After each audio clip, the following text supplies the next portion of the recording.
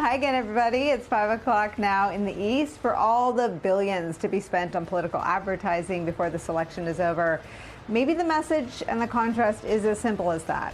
Yes, Donald Trump represents a grave threat to our democracy. Yes, the GOP wants to turn back the clock on our rights, some 60 years. But at a more basic human, busy person level, the modern Republican Party, its policies, the lawmakers who come up with them are, as was said there, they're weird, deeply and profoundly weird. So let's do as Minnesota Governor Tim Walz suggested there. He's on the short list for Kamala Harris's vice president, after all, and listen to how Republicans talk about things, like women, for example, and our place in the modern American family. One of J.D. Vance's weirdest observations of Vice President Kamala Harris has racked up 30 million views online since Monday. Watch it. We're effectively run in this country via the Democrats, via our corporate oligarchs, by a bunch of childless cat ladies who are miserable at their own lives and the choices that they've made, and so they want to make the rest of the country miserable too. And it's just a basic fact. You look at Kamala Harris, Pete Buttigieg, AOC, the entire future of the Democrats is controlled by people without children. And how does it make any sense that we've turned our country over to people who don't really have a direct stake in it? Galling and offensive and inaccurate. So let's get one thing straight. Vice President Harris is a parent. The second gentleman's ex-wife, Kirsten Emhoff, even spoke up and spoke out in defense of the woman her children call Mamala. In a statement to NBC News, she writes this, quote, "These are baseless attacks. For over 10 years, since Cole and Ella were teenagers, Kamala has been a co-parent with Doug and I. She is loving, nurturing, fiercely protective, and always present. I love our blended family, and I'm grateful to have her in it." Earlier today, Ella Emhoff amplified that statement on social media, adding, quote, "I love my three parents."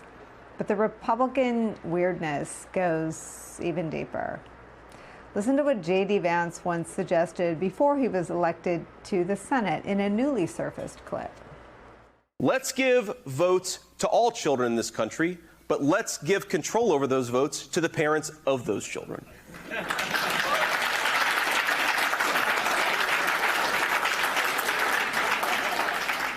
When you go to the polls in this country as a parent, you should have more power. You should have more of an ability to speak your voice in our democratic republic than people who don't have kids. Let's face the consequences and the reality. If you don't have as much of an investment in the future of this country, maybe you shouldn't get nearly the same voice. What does that even mean?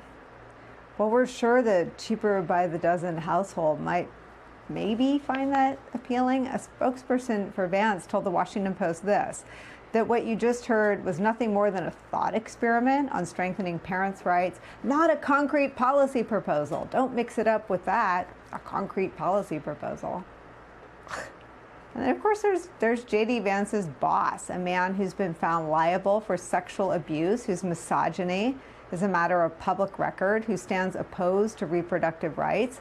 But instead of talking about children today, he's acting like one. The New York Times reports this, quote, "Ms. Harris is now garnering extensive media attention and drowning out Mr. Trump. People close to him have acknowledged that such a circumstance usually prompts him to try to insert himself into the news cycle somehow, often in self-destructive ways. Quote, I think there's a real chance that he overplays his hand on the attacks on her," said Lauren Leader, the founder of All In Together and an advocate for advancing women in business and politics. Quote, "I don't think it's strategic for him. I think it's automatic." Again, it's quite simple. Donald Trump and the cult of personality he's built up prove again and again that they can be simply weird. It's where we start the hour. Joining us today, activist and founder of All In Together, the aforementioned Lauren Leader is here. Also joining us, former White House communications director, host of the Open Book podcast, Anthony Scaramucci is back with us. Anthony, I start with you. We've been in touch over the summer as this Democratic contest has taken the country on a roller coaster. As someone who's sort of on the ground with the donor community and the Republicans in exile community drawn to this pro-democracy ticket, tell me how the last 4 days have felt. I mean, I think they've been very strong. I love the slogan, "We choose freedom." I just want you to think about that from a Braveheart context. And it's such a great rebuttal to make America great again. The notion of freedom being having some civil rights context as well. But I just want to go back, if you don't mind, to what you were saying earlier about this guy, J.D. Vance. So he doesn't believe in the democracy. So he's an acolyte of Curtis Yarvin. I would ask you please to look him up, study him. J.D. Vance and his group of people philosophically believe that the average American's not equipped to run the country anymore. It should no longer be a democracy, but it should be run by elites like J.D. Vance and the minions, maybe venture capitalists and things like that. And so we have to peel that back very hard in this election, explain to people that's how J.D. Vance feels about things. Donald Trump didn't vet J.D. Vance. I'm telling you, he's miserable at his side right now. But that's why he's telling you that the votes don't matter, and that if you don't have kids, the votes don't matter. He wants to separate us from each other, and he wants his team to run things on their own in a post-constitutional America. Lauren, you're quoted in this piece that we read from, and even since the Times reported that, there's this the contrast is really this viral and visceral reaction to what Anthony's talking about, to J.D. Vance and this weird and cultish, I don't even know if we call it intellectual underpinning, but I'll use that for the purposes of this conversation. Yeah, weird. But speak to that, and speak to the response and the reaction and the recoiling, frankly, to it.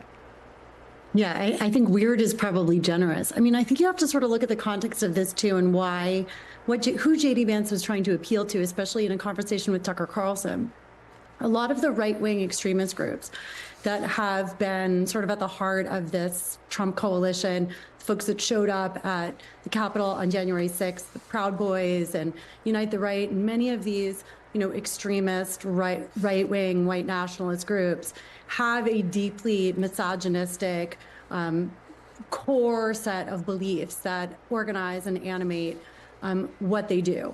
And it's been so extreme and so embedded that even the Anti-Defamation League, which typically just tracks anti-Semitism, launched a misogyny tracker a few years ago because it was becoming so prevalent. So Vance has been very specifically courting this group of, white male supporters who fundamentally don't believe that women should have a full and equal place in American society. They talk about potentially, repealing the 19th Amendment, which gave the women the right to vote. And so in many ways, this stuff that's coming out about him, I'm not especially surprised. What I think is extraordinary is the power of the backlash, which is very real. And by the way, very bipartisan. If you want to talk about struggles with fertility, women who've not all women are childless by choice. Some are, and they should be given that, celebrated for the choices they can make. But there are also millions of women who have fertility challenges, who've lost babies, and now in states that have abortion bans, women who've been rendered infertile because they couldn't access the health care they needed when they had a miscarriage. So the levels of outrage that have been triggered here are real and deep, but warranted. And it's the beginning. We're day 4 of this campaign. We are barely scratching the surface of the misogyny that is going to emerge.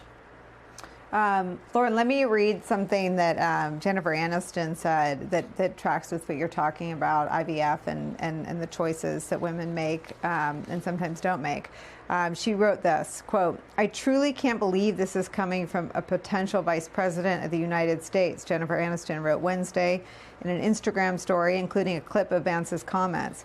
"All I can say is, Mr. Vance, I pray that your daughter is fortunate enough to bear children of her own one day," Aniston wrote. "I hope she will not need to turn to IVF as a second option because you were trying to take that away from her too.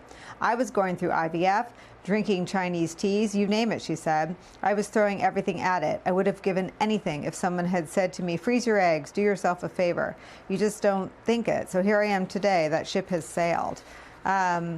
This attack on IVF and on women who either by choice or by circumstances like what Jennifer Aniston articulates is, Lauren, as you're describing, it's not just universal. It's not just something that has no party affiliation, it's galvanizing. I think for many women, this becomes a traumatic experience and a deeply personal one, and sort of kicking that bruise, kicking that trauma it's immoral and distasteful. It's also politically idiotic. Well, it's absolutely politically idiotic. And, you know, what's interesting is, of course, that Republicans really stayed away from abortion politics at the convention, which is remarkable. And you talked about it on your show. I mean, it's, abortion was the animating principle of Republican politics for 50 years, and suddenly you had a convention where it barely was mentioned, if at all. And the reason is because Republicans have come to understand how radioactive that is for a huge coalition, a very broad swath of American women. And I think the IVF and fertility conversation is another one of those just absolutely visceral, kind of hit you in the gut, uniting issues for women everywhere. I mean, I'm an adoptive parent. I had fertility issues. I'm blessed that I have 3 girls now through adoption. But my God, like every one of us knows somebody who struggled with these issues. And, I really so admire Jen Aniston for speaking out, because this is someone who, like, these tropes in American society about childlessness have plagued her for years. And she essentially was forced to come out and talk about her experience because she was sort of dragged through the tabloid mud because she was childless, in her early 50s. And then you've got someone in this high position running for vice president of the United States, as you say, like pouring salt on it. Women are not going to stand for it. And look, I think that's what you're seeing in these last few days, like the vastness of the backlash against these kinds of attacks. It's quite something, and it's sort of inspiring. It's not 2016 anymore. Right? I mean, I think women are really prepared to fight back in this election in ways that maybe we weren't in 16.